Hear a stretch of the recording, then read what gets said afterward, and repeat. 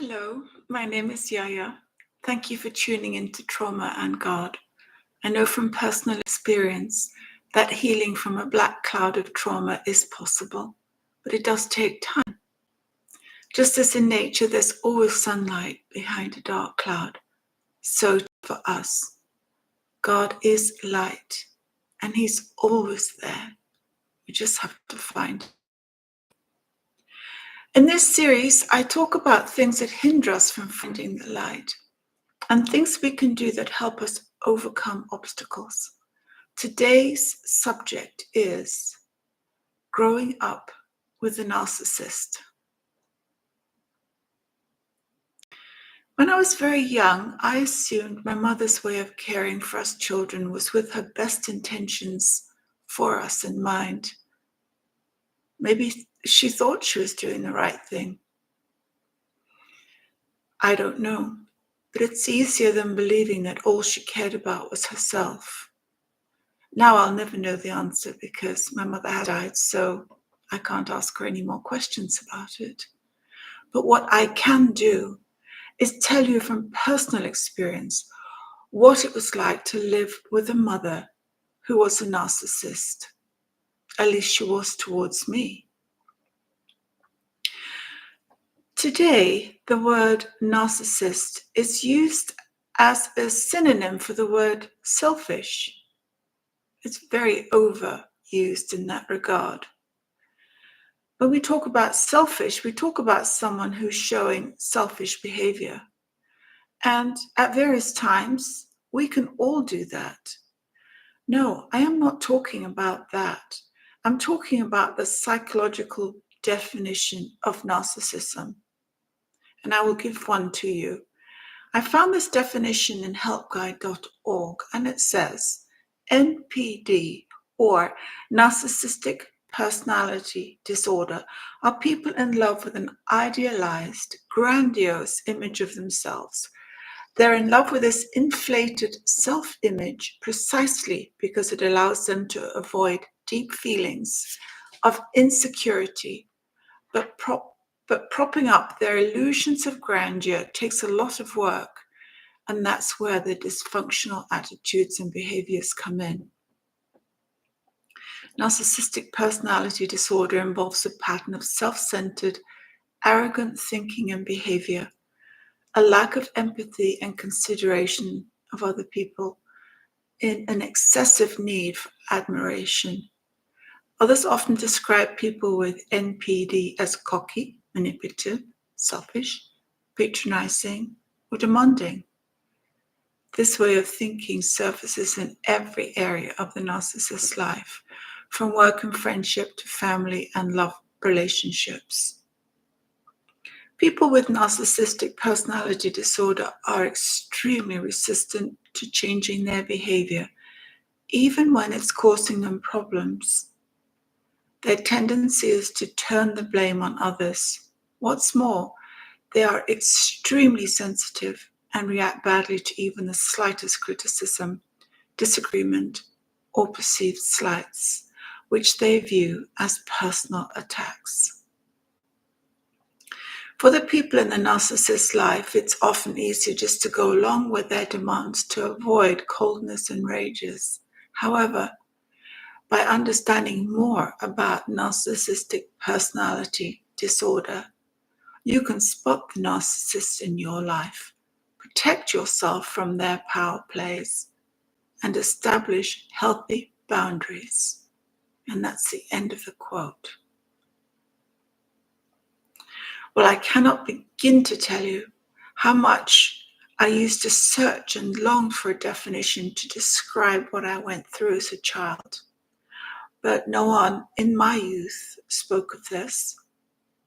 When I did try to speak of it, I was treated as a disloyal child who was exaggerating her experience just to get sympathy. My time of learning started in earnest when I got married and found that I had a choice. I could either repeat some of my mother's destructive behaviors or I could change. I chose the path of change. My current knowledge has been acquired over the years through difficult learning experiences. And before the advent of instant answers on the internet, God brought the right people and counselors to me in a natural way, and I dealt with the issue which was most dominant in me at that moment in time. No one is capable of handling the mind-numbing chaos of changing every thought and behavior all at once. So how, you may ask, did my mother behave? And knowing what I now know as an adult, have I avoided being caught in another narcissistic relationship? Well, my mother felt that taking care of children, cleaning, cooking, and washing were all beneath her. Others did those things for us when we were young, when money was tight, and others were not around to help. Life was interesting. Each mealtime would roll around as if it caught mother totally by surprise. Like oh, you're hungry again. Yes. Dust settled until one of us children cleaned, and from an early age, we did our own laundry. It was not that she ever said she wasn't going to dust or do laundry. She just never did it. When father came home after working months abroad, he was regaled with how awful we'd all been, especially her, pointing to me. And now it's your turn. You have to take them somewhere out of the house and give me some peace. They argued, but he always ended up doing as she said. I never felt wanted, worth being taken care of or looked after. Mother was well educated, well dressed, well traveled, and we went to classical concerts, museums, and art galleries. She was petite and kept herself thin by loudly proclaiming to anyone who would listen how disgusting sugar is. She never baked for us. She was very proud of her size. My sister and I quickly grew taller than her, and the only adjective she used for us was big, and always with a disparaging nuance in her tone. She acted like she considered herself the most beautiful, clever, and perfect specimen of a human being.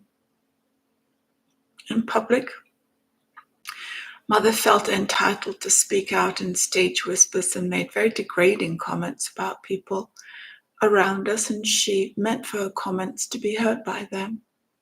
For instance, she would point her finger and say, "Ooh, look how fat she is." Well, they have no self-control. Or to someone else, "Oh, look at his big nose." Or, "How could that person think she looks beautiful wearing those disgusting colors?" She was obsessed by size and appearance. The implication always being in comparison to her diminutive size, good looks, and elegant taste, everyone else failed miserably. She always compared herself to others. Mother's harshest critiques of me were made when no one else could hear them. She created an atmosphere of mistrust only enhanced by her when she whispered secrets to my sister while watching my face.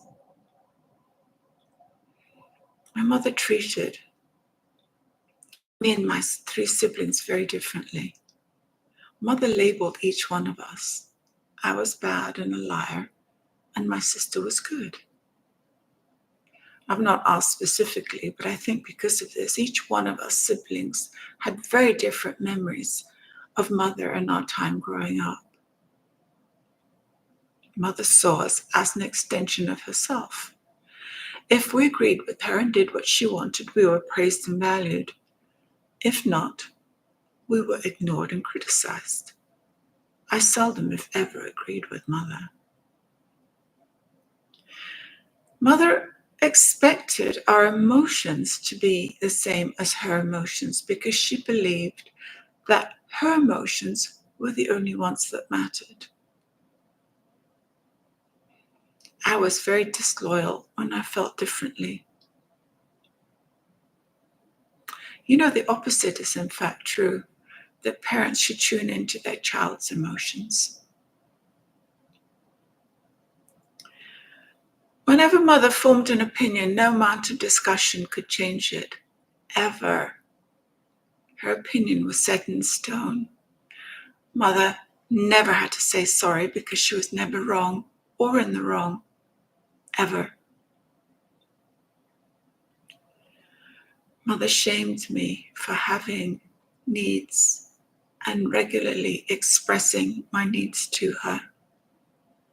Not only did she neglect my physical needs, she verbally demolished my hopes, my preferences, and my Christian beliefs. She would say things like, "Oh, you don't really want to do that, do you? ...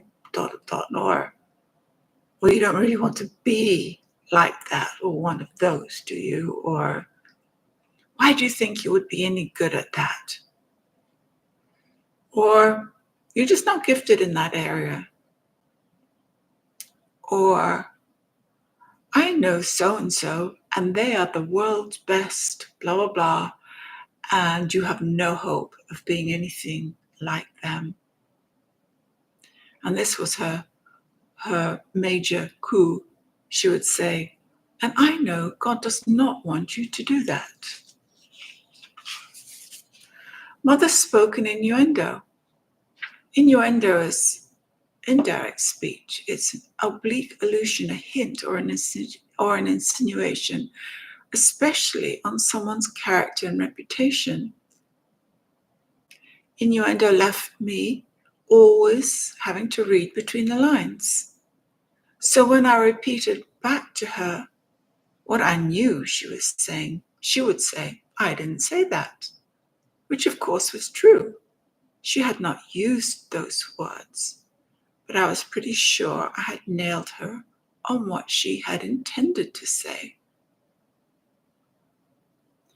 In innuendo, she would allude to me having loose morals, which I didn't have.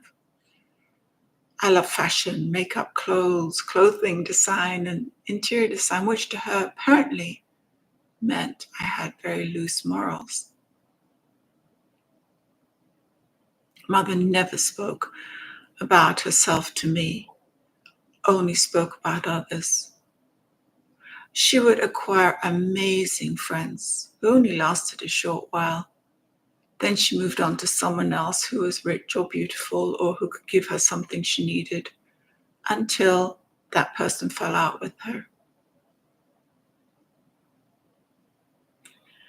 Mother purposely took a contrary stance to me.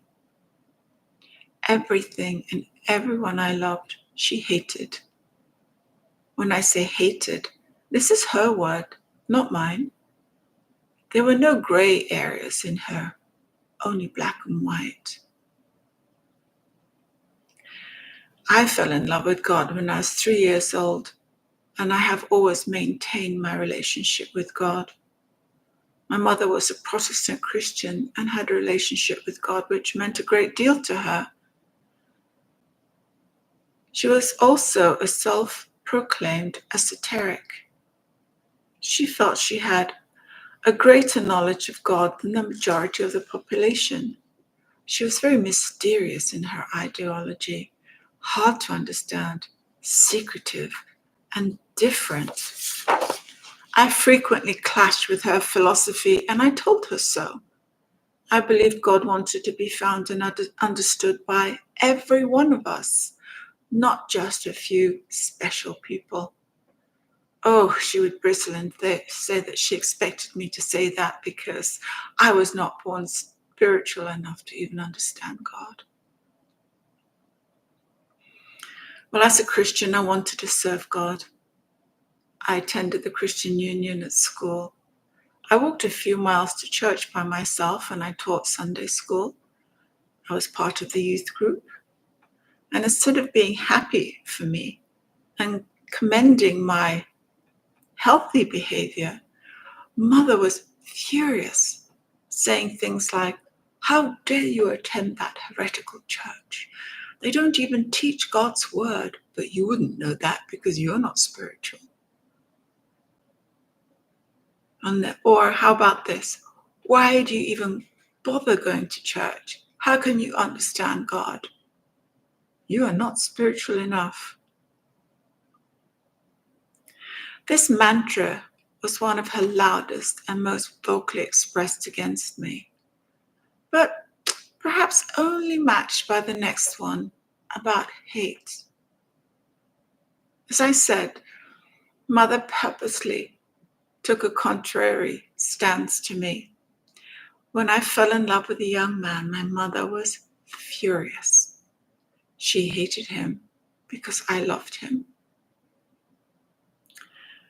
When I lived at home, she would give me daily lectures on how I should not marry him, and list off a whole list of reasons. Or she would say that God was against our match. And if I was truly spiritual, I would have heard God tell me for himself. Well, my parents remained furious. When I married my man, my father refused to come to our wedding, and he didn't. He never changed his mind. Her criticism didn't stop. It only continued, and over the years became louder and more intense. Well, through the years, Mother had no relationship with our sons, her grandchildren. She ignored them as she ignored us. She could never refrain in emails from telling me how great my sister was and how amazing her children are. Well, my sister is great, and so are her children, but we are great too. My mother loved to compare me to herself, to my sister, or anyone else for that matter, and I always came out lacking. Well, from a young age, I believed that as a Christian, I was put on earth to help others. Well, Mother apparently didn't know how to be honest about her feelings. Therefore, I felt it was my responsibility to be honest with her about my feelings in order to show her by example how to be honest.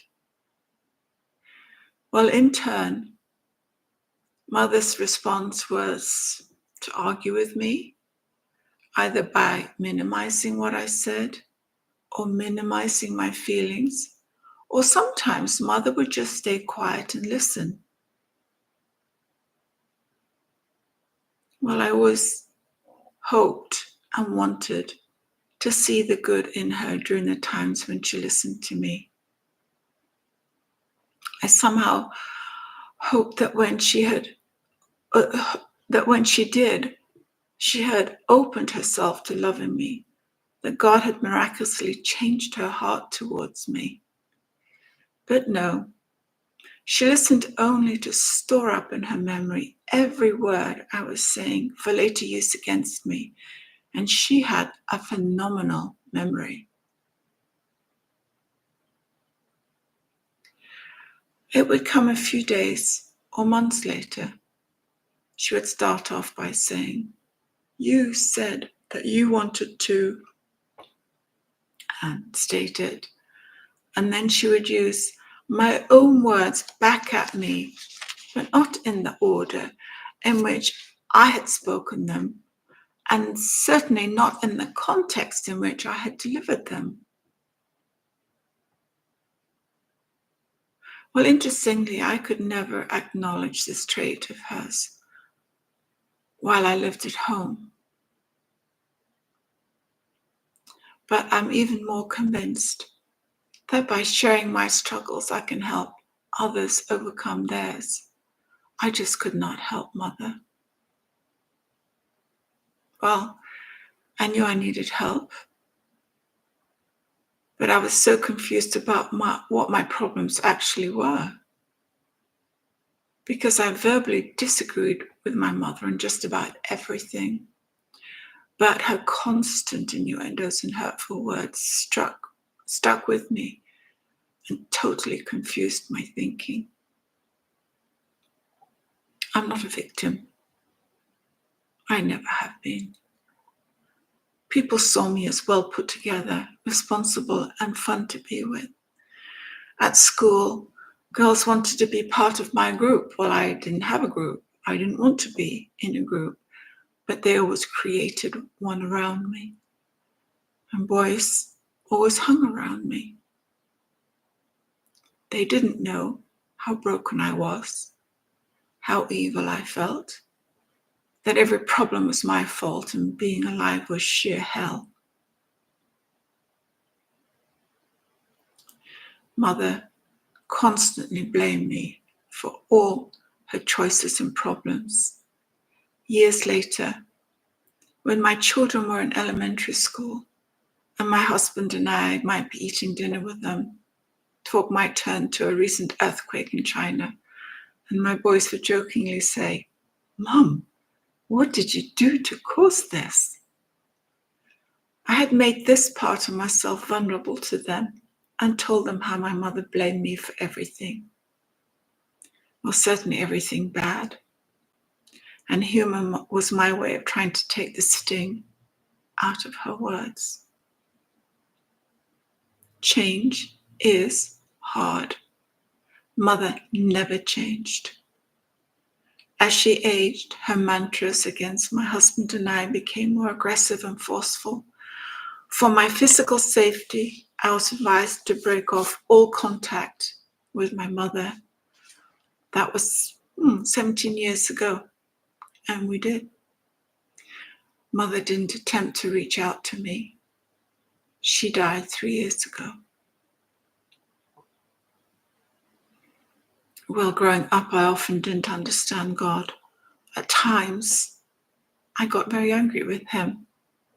But nothing she said or did stop me from loving God. Everything God has done for me has shown me how much he loves me, and values those I love. I know for others of you listening that it may not have been your mother who was the narcissist. Maybe it's your husband, your father, or a friend. But the traits of a narcissist are universal. In our responses to narcissists, we learn that however much we try to accommodate them in our lives and change our own behavior, they seem incapable and unwilling to change theirs. Narcissists feel they have no need to change, for they're always right.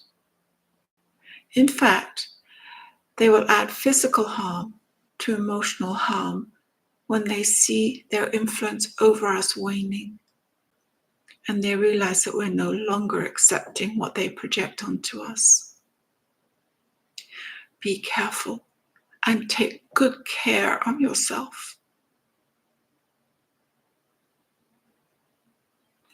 Well, I started with these questions. How did my mother behave? Which I've told you.